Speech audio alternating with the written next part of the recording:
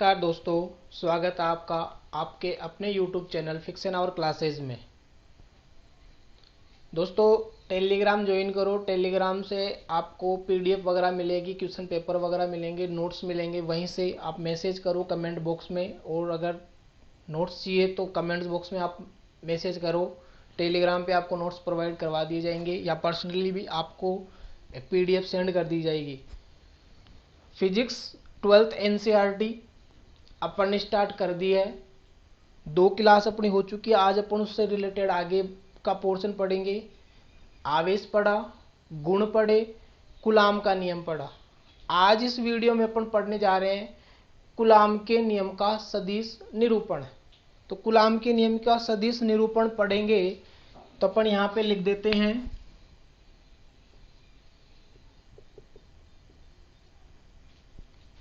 Chapter कौन सा है दोस्तों, ये फर्स्ट, और जिसका भाग कौन सा है, थर्ड। 2 भाग ऑलरेडी अपलोडेड है, थर्ड भाग अपन पढ़ रहे हैं। तो देखो आज इस वीडियो में अपन पढ़ने वाले हैं कूलाम के नियम का सदिश निरूपण।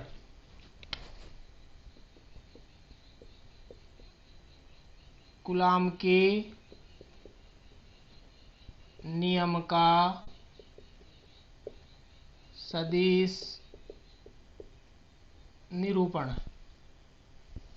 तो यहां से सीधा सा अपना दिमाग कहां पे जाता है, सदिश निरूपण यानी दिशा की आवश्यकता होती है सदिश में। तो अपन को क्या करना है, कूलाम का जो नियम है जो 2 आवेशों के मध्य बल के लिए लागू होता है, उसकी अपन को ये देखनी है कि क्या ये दिशा पे निर्भर है या नहीं है। क्योंकि जो भी राशि सदिश कहलाती है जब वो दिशा पर निर्भर होती है। तो बल एक सदिश राशि है क्योंकि दिशा की आवश्यकता होती है। तो इसमें भी अपन को ये डिस्क्राइब करना है। तो उसके लिए अपन को सबसे पहले क्या करना पड़ेगा, डायग्राम बनाना पड़ेगा।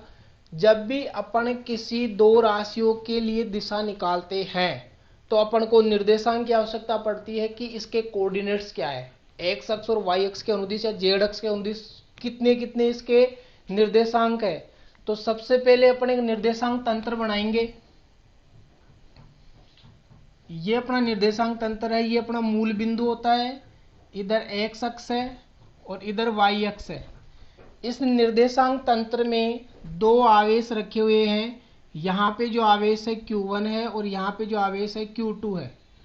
मूल बिंदु से इन आवेशों की जो स्थिति है वो है दोस्तों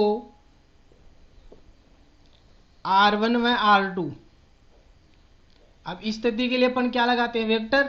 तो ये Q1 आवेश है तो वेक्टर R1 और ये Q2 आवेश है तो वेक्टर R2, वेक्टर यानी सदिश। तो यहां से अब दोनों को अपन कितनी दूरी पर रखते हैं, R दूरी पर। इस आवेश के कारण इसके ऊपर एक बल लगेगा इधर की ओर, और इस आवेश के कारण इस पर एक बल लगेगा इधर की ओर। यहां पे जो बल लग रहा है दोस्तों वो है F12, वेक्टर F12, और इस पर जो बल लग रहा है F21, वेक्टर F21। देखो वेक्टर F12 और एक वेक्टर F21 का मतलब क्या है, 12 का मतलब है 1 पर 2 के कारण बल। जो 1 आवेश है, फर्स्ट आवेश है, उस पर सेकंड आवेश के कारण जो बल होगा उसको अपन बोलते हैं F12, 1 पर 2 का बल, और F21 यानी 2 पर 1 का बल। इस आवेश के सापेक्ष जो स्थिति है वो है वेक्टर R12, और इस आवेश के सापेक्ष स्थिति है वेक्टर R21। यानी कि ये दोनों क्या है, दोनों की स्थितियां हैं एक दूसरे के सापेक्ष। लेकिन ये और ये दोनों आपस में क्या है, इक्वल है। यानी कि वेक्टर R12 बराबर वेक्टर R21, ये दोनों आपस में क्या है, बराबर। इन दोनों के अपन क्या लगा देंगे, मोड। मोड क्यों लगाया है, मोड इसलिए लगाया है यदि एक माइनस की है तो भी उसको प्लस में मानना है। अगर कोई राशि माइनस की है तो भी उसको अपन किस में डिफाइन करेंगे, प्लस में डिफाइन करेंगे। तो इसलिए ये दोनों क्या है, एक दूसरे के बराबर है, केवल डायरेक्शन अलग है दोनों की। चलो अपन स्टार्ट करते हैं। आगे अपन को करना क्या है, यदि अपन को इसकी थ्योरी लिखनी है, कूलाम के नियम का सदिश निरूपण, इसकी यदि अपन को थ्योरी लिखनी है बेटा, तो अपन क्या करेंगे, थ्योरी लिखने के लिए सीधा सा डायग्राम पे फोकस करो। कि माना एक निर्देशांक तंत्र एक्स वाई है जिसमें दो आवेश Q1 व Q2 रखे हुए हैं। मूल बिंदु के सापेक्ष दोनों आवेशों की स्थिति क्रमशः वेक्टर r1 व वेक्टर r2 है। Q1 आवेश पर Q2 आवेश के कारण लगने वाला बल वेक्टर F12 है तथा Q2 आवेश पर Q1 आवेश के कारण लगने वाला बल वेक्टर F21 है।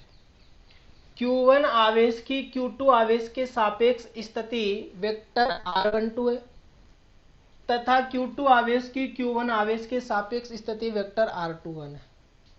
दोनों की स्थितियां आपस में बराबर है, इसलिए अपन ने बराबर कर दिया है। आगे देखो अपन क्या करेंगे, यहां पे अपन कूलाम का नियम लगाएंगे। We know that F equals to क्या होता है, के Q1 Q2 upon are square, ये अपन ने पढ़ा है। तो अपन इसी प्रकार यहां पे लिखेंगे, इसी प्रकार F12 निकालेंगे तो क्या हो जाएगा, के Q1 Q2 अपॉन R12 का स्क्वायर। ये किस में आएगा दोस्तों, मोड में आएगा, क्योंकि हो सकता है प्लस हो सकता है माइनस हो, तो मोड में लगाएंगे अपन। देखो इसका स्थिति अपन क्या कर रहे हैं, सदिश, तो इसके वेक्टर लगा दिया। अब इधर ये नियतांक भी अदिश होता है, आवेश पहले से ही अदिश होता है, ये दूरी है तो ये तो पूरा ही अदिश है, इसमें सदिश कुछ भी नहीं है। तो किसी राशि को अदिश से यदि सदिश में कन्वर्ट करना होता है तो दोस्तों एकांक सदिश से गुणा कर दो। किससे गुणा कर दो, एकांक सदिश से। एकांक सदिश यहां पे अपन गुणा करेंगे आर कैप से, एकांक सदिश को कैप से दर्शाते हैं। किसके सापेक्ष कर रहे हैं इसकी स्थिति, 1 2 के, तो R12 कैप हो जाएगा ये। एकांक सदिश को सोल्व कैसे करते हैं उसके लिए मैं यहां पे आपको बताऊंगा। देखो एकांक सदिश होता है आर के बराबर, इसको सोल्व करते हैं vector R upon mod of vector R, ये इसका सूत्र होता है। इसी प्रकार यदि अपन निकालेंगे R12 तो हो जाएगा vector R12 upon mod of vector R12, जिसको अपन क्या लिखते हैं, R2 minus R1, vector R2 minus R1, vector R12 mode. यदि वेक्टर R12 निकालना है तो 2 में से 1 को घटाते हैं, दूसरी संख्या को पहले लिखते हैं, पहले वाले को बाद में लिखते हैं। ये तरीका होता है एकांक सदिश का। तो यही एकांक सदिश का सूत्र अपन यहाँ पे लगाएंगे कि क्या हो गया, अपने पास वेक्टर R12 कैप है, तो ये हो जाएगा वेक्टर F12 बराबर के Q1 Q2 अपॉन R12 का स्क्वायर मोड, ये हो जाएगा vector R12 upon mod of vector R12। ठीक है दोस्तों, इसको आगे सोल्व करेंगे तो क्या हो जाएगा, वेक्टर F12 इक्वल्स टू के Q1 Q2 अपॉन R12, आधार समान है भाई, ये वेक्टर में था तो आधार अपना समान है, तो क्या हो जाएगा, घातें जुड़ जाएगी, स्क्वायर की जगह क्या हो जाएगा क्यूब, और इसकी जगह अपन क्या लिख देंगे, vector R2 minus vector R1। ये अपना इक्वेशन नंबर कौन सी हो जाएगी, फर्स्ट। ठीक है दोस्तों, इसी प्रकार अपन निकालेंगे F21, तो के Q1 Q2 अपॉन R21 का स्क्वायर, इसको सदिश बनाना है तो वेक्टर लग जाएगा, इसको सदिश बनाना है तो R21 कैप, 1 2 कैप की जगह 2 1 कैप। अब यहां से अपन क्या करेंगे, F12 इक्वल्स टू के Q1 Q2 upon R21 square, इसको अपन क्या लिख सकते हैं, vector R21 upon mod of vector R21, ये इसमें इंक्लूड हो जाएगा। तो F12 इक्वल्स टू के Q1 Q2 upon vector R12 R21 cube, और इसकी जगह अपन क्या लिख देंगे, R1 minus R2, vector R1 minus R2। अब देखो ये दोनों चीज बराबर है, R12 R21 R21 R12, यानी कि एक ही लिख सकते हैं यहाँ पे। तो यहाँ पे लिख देंगे F21 इक्वस टू के Q1 Q2 अपॉन R12 का क्यूब, और यहां से माइनस को ले लेते हैं तो vector R2 minus vector R1। यहां से क्या कॉमन ले लिया अपन ने, माइनस। समीकरण नंबर ये कौन सा हो गया अपना, 2। आगे देखो दोस्तों, समीकरण नंबर 1 और 2 को यदि अपन ऐड करेंगे तो दोनों आवेशों के मध्य कुल बल निकलेगा। क्या निकलेगा, कुल बल।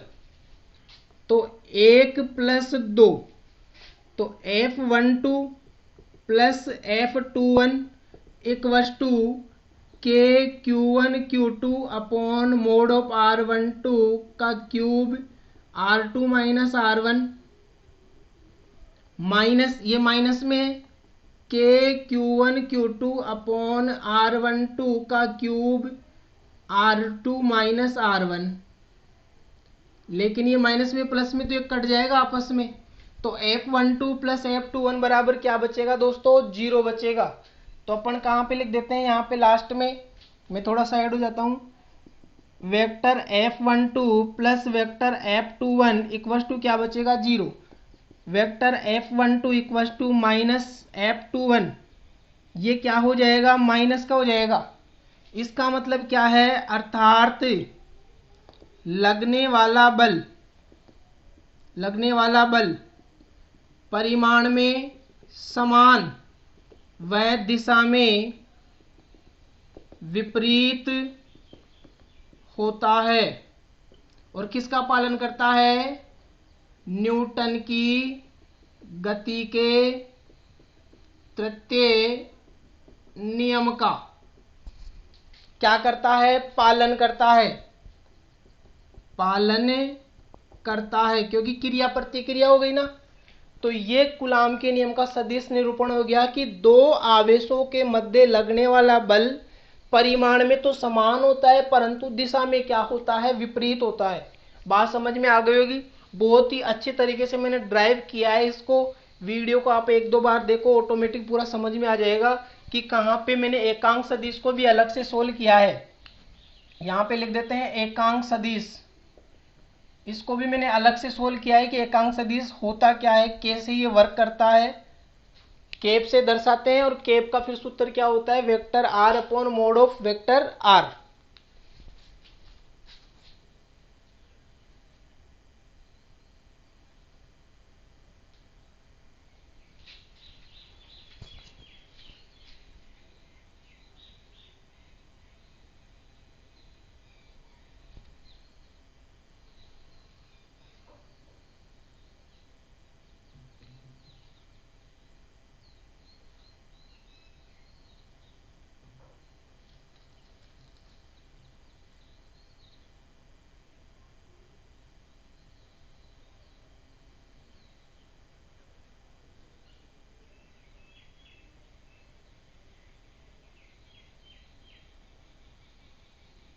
तो उम्मीद करता हूं आप स्क्रीनशॉट ले लिए होंगे। मैं थोड़ा साइड में भी हो गया है, और मैंने कैमरे को भी थोड़ा ऊपर कर दिया है, तो आपको अच्छे से दिख रहा होगा। आप आराम से इस डेरिवेशन को 1-2 बार सोल्व करो, आपको अच्छे से पूरा फॉर्मेशन समझ में आ जाएगा। मैं एक बार और इसको डिस्क्राइब कर रहा हूँ केवल और केवल आपके लिए, ताकि आपको अच्छे से पूरी नॉलेज मिले कि सदिश निरूपण होता क्या है। तो देखो, सदिश निरूपण करने के लिए कोई भी राशि सदिश होती है, तो सदिश कब होती है, जब ये परिमाण और मात्रक के साथ दिशा भी उसमें इंक्लूड हो। तो दिशा यदि ज्ञात करनी होती है तो अपन निर्देशांक का पालन करते हैं। तो अपने पास यहाँ पे निर्देशांक है एक्स वाई, जिसमें अपने पास दो आवेश रखे थे Q1 और Q2। ये मूल बिंदु है। इन आवेशों की स्थिति मूल बिंदु के सापेक्ष क्या है, वेक्टर R1 और वेक्टर R2। पहले आवेश पर Q1 आवेश पर Q2 आवेश के कारण लगने वाला जो बल है वो है वेक्टर F12, यानी कि 1 पर 2 के कारण बल। और दूसरे आवेश पर पहले आवेश के कारण लगने वाला बल है वेक्टर F21, दूसरे पर पहले के कारण बल। Q1 आवेश की Q2 आवेश के सापेक्ष जो स्थिति है वो है वेक्टर R12 और Q2 आवेश की Q1 आवेश के सापेक्ष जो स्थिति है वो है वेक्टर R21। तो यहाँ पे ये जो स्थितियां हैं वो आपस में बराबर होती है, दिशा उनकी विपरीत होगी माइनस, यदि प्लस माइनस होता है तो इसके अपन मोड लगा देंगे। मोड का मतलब क्या होता है, माइनस भी प्लस, केवल परिमाण देखना है। तो वेक्टर R12 और वेक्टर R21 आपस में क्या है, बराबर है। तो कुलाम का अपन ने नियम लगाया, यहाँ पे F बराबर होता है के Q1 Q2 upon R square. तो इसी प्रकार F12 तो के Q1 Q2 अपॉन R12 का स्क्वायर। इसको सदिश बनाना है तो इसके तो वेक्टर लग गया, लेकिन इसको सदिश, ये अदिश अदिश अदिश, तो एकांक सदिश से गुणा कर दो और एकांक सदिश होता है केप। तो R12 है तो इसके सापेक्ष एकांक सदिश क्या हो जाएगा, R12 केप। अब एकांक सदिश को सोल्व करने का तरीका ये रहा, आर केप इक्वल टू होता है vector R upon mod of vector R. R12 cap है तो R12 vector R12 upon mod of vector R12। R12 को अपन सोल्व करते हैं R2 माइनस R1, यानी कि जब 1 2 हो तो 2 में से 1 को घटा दो, 2 1 हो तो 1 में से 2 को घटा दो, जो बाद में आता है उसको पहले लिखना है, और नीचे R12 वेक्टर ऐसे कैसे मोड में। तो इसको अपन ने यूज सोल्व कर दिया है, इसकी जगह अपन ने ये लिख दिया है, ये और ये आपस में बराबर है, आधार समान है, घाते जुड़ गई, स्क्वायर की जगह क्यूब हो गया। ये अपने पास समीकरण नंबर 1 आ गया। अब अपन वेक्टर F21 निकालेंगे, तो के Q1 Q2 अपॉन R21 के स्क्वायर R21 कैप से गुणा करेंगे, सदिश हो जाएगा। अब R21 कैप है, इसको सोल्व करेंगे तो vector R21 upon mod of vector R21, ये mode of vector R21 square, और ये तो आधार समान घाते जुड़ गई, क्यूब हो गया। और R21 निकालना है तो पहले लास्ट में 1 आ रहा है तो 1 माइनस 2, जो लास्ट में तो उसको पहले लिखते हैं, vector R1 minus vector R2। तो ये वेक्टर F21, यहां से माइनस कॉमन लिया तो 2 माइनस 1 हो गया, और ये राशि आपस में बराबर है, 1 2 और 2 1 पहले लिख दिया अपन ने, तो इस 1 2 या 2 1 की जगह 1 2 लिख सकते हैं, इसमें से माइनस कॉमन ले लिया। ये समीकरण नंबर 1 और ये समीकरण नंबर, दोनों को जोड़ेंगे तो कुल बल आएगा। तो ये दोनों को जोड़ा, यहाँ पे इसका मान रखा फर्स्ट का और यहाँ पे सेकंड का मान रखा, ये प्लस का एक माइनस का कट गया, क्या बचेगा दोस्तों, 0। इसको इधर भेजेंगे तो क्या हो जाएगा, minus vector F12 equals to minus vector F21, एक प्लस का एक माइनस का। इसका मतलब क्या होता है कि दो आवेशों के मध्य लगने वाला बल परिमाण में समान व दिशा में विपरीत होता है। दो आवेशों के मध्य लगने वाला बल परिमाण में समान व दिशा में विपरीत होता है तथा न्यूटन की गति के तृतीय नियम का पालन करता है। क्योंकि न्यूटन की गति का तृतीय नियम यही तो था, क्रिया प्रतिक्रिया। अपन किसी दीवार पर बल लगा रहे हैं, दीवार भी अपने ऊपर उतना ही बल लगा रही है, केवल और केवल क्या है, उसकी दिशा विपरीत है, परिमाण समान दिशा विपरीत।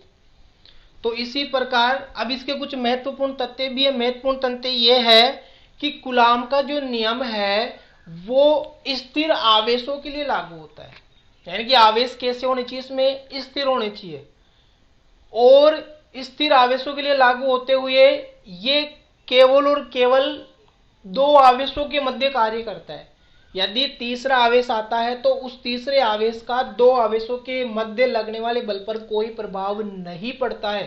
अर्थात कूलॉम का नियम दो आवेशों के अलावा अन्य आवेशों की उपस्थिति का प्रभाव नहीं दर्शाता है, केवल और केवल दो आवेशों के मध्य अफेक्टेड होता है। ये समझ में आ गई होगी बात, मैंने अच्छे से आपको डिस्क्राइब किया, अच्छे से समझाया। इसको आप 2-3 बार देखो वीडियो को और इसको नोट करो नोटबुक में, तब जाके आपको समझ में आएगा। बहुत ही एक इंपॉर्टेंट टॉपिक है और 2 बार मैंने इसको समझाया, उसके बाद आप वीडियो कंटिन्यू देखो, समझ में आ जाएगा। आगे अपन चलते हैं इसी में।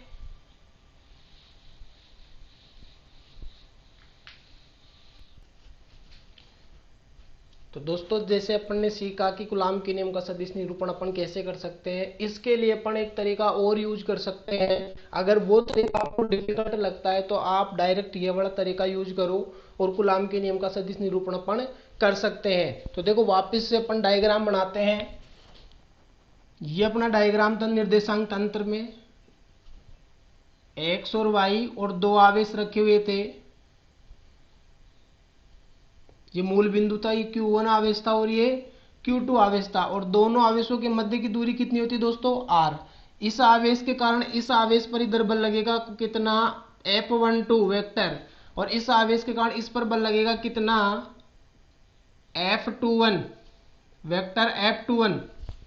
तो दोस्तों सदिश निरूपण करने के लिए अपन जानते हैं कि कूलाम का जो नियम होता है वो क्या होता है, वी नो दैट F बराबर होता है K Q1 upon R square.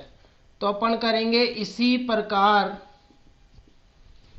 प्रकार में अपने पास जो F12 आएगा वो क्या हो जाएगा, K अपॉन R स्क्वायर। अब इसके तो वेक्टर लग जाएगा, ये सदिश हो गया। लेकिन यहाँ पे देखो ये भी अदिश है नियतांक, ये आवेश अदिश ये अदिश। इसको सदिश बनाने के लिए अपन डायरेक्ट क्या कर सकते हैं, आर कैप से गुणा। यहाँ पे 1 2 वगैरह मत लगाओ, डायरेक्ट आर कैप लगाओ आप, कोई दिक्कत नहीं है। आर कैप से गुणा करेंगे तो पूरा क्या हो जाएगा, सदिश हो जाएगा। यहाँ पे क्या लग जाएगा, समीकरण नंबर 1 हो जाएगा ये, क्योंकि इसकी दिशा इधर है और इसकी दिशा किधर है, इधर। तो यहाँ पे अपन निकालेंगे F21, तो Q2 अपॉन R स्क्वायर, लेकिन इसके साथ आर कैप लगाएंगे, लेकिन वो किस में आएगा, माइनस में, क्योंकि डायरेक्शन इसकी दिशा अपन इधर देख रहे हैं, इसकी दिशा इधर देख रहे हैं। तो एक में आर कैप प्लस का लगेगा, एक में आर कैप क्या आएगा, लगेगा माइनस का। इसको और इसको अपन जोड़ेंगे तो कुल बल आ जाएगा। तो कुल बल कैसे आ जाएगा, F12 plus F21 equals to, यहाँ पे इसकी वैल्यू है Q2 upon R square R cap और plus Q2 upon R square minus R cap. कुल बल के लिए अपन क्या कर रहे हैं, समीकरण नंबर 1 प्लस समीकरण number 2, vector F12 plus vector F21 equals to Q2 upon R square R cap. ऐसे कैसे, इस माइनस को बाहर निकाल लें, यहाँ पे माइनस हो गया, Q2 upon R square R cap. ये प्लस में Q2 R square R cap, Q2 R square R cap कट जाएगा, क्या बचेगा, F12 plus F21 equals to 0 बचेगा। इस राशि को उधर भेजेंगे तो क्या हो जाएगा, F12 equals to minus F21। वही आ गया कि दोनों के कारण लगने वाला बल परिमाण में तो समान है, लेकिन एक के साथ प्लस है एक के साथ माइनस है, तो दिशा क्या हो गई, विपरीत। तो इस प्रकार भी अपन कूलाम के नियम का सदिश निरूपण कर सकते हैं। आप चाहो तो उस तरीके से करो 1 2 लगा के या 2 1 लगा के, और आप चाहो तो डायरेक्ट आर कैप लगा के भी सोल्व कर सकते हो, कोई दिक्कत नहीं है। पूरा फॉर्मेशन ऐसे कैसे काम करता है ये, इसका मतलब ही होता है एकांक सदिश। तो समझ में आ गई होगी बात दोस्तों। तो एक दूसरा तरीका है, छोटा है और शॉर्टकट है ये, मतलब डायरेक्ट आंसर आ जाता है, इससे कोई दिक्कत नहीं आती है। उसमें आप एकांक सदिश को चेंज करते हो, थोड़ा डिफिकल्टी लगती है, तो आप डायरेक्ट इस तरीके को यूज करके अपना आंसर निकाल सकते हो। तो उम्मीद करता हूं दोस्तों आपको अच्छे से समझ में आया होगा। कूलाम के नियम का सदिश निरूपण, कूलाम का नियम हो गया, सदिश निरूपण हो गया, बहुत ही इंपॉर्टेंट टॉपिक है। तो आप बने रहो फिक्शन आवर क्लासेस के साथ, और चैनल को सब्सक्राइब करो, लाइक करो और शेयर करो, और जितना हो सकता है उतना शेयर करो अपने दोस्तों के साथ, ताकि आगे से आगे आपको नई अपडेट मिलती रहे। और जो बच्चे हैं जो अभी स्कूलें चल रही नहीं है, तो उनको ज़्यादा से ज़्यादा बेनिफिट हो, घर बैठकर वो अच्छे से अपनी स्टडी कंटिन्यू रख सके। तो जब तक के लिए पढ़ते रहो, आगे बढ़ते रहो। जय हिंद, जय भारत। मिलते हैं अगली क्लास में, क्लासें कंटिन्यू रहेगी। और आप टेलीग्राम ग्रुप ज्वाइन कीजिए, टेलीग्राम पे अपने फिक्शन और क्लासेस के नाम से, वहाँ पे आपको पीडीएफ वगैरह, क्वेश्चन पेपर, सब कुछ, नोट्स वगैरह सब कुछ वहाँ पे मिलेंगे। तो उम्मीद करता हूँ आपको बहुत ही प्यारे तरीके से समझ में आया होगा। जब तक के लिए जय हिंद, जय भारत।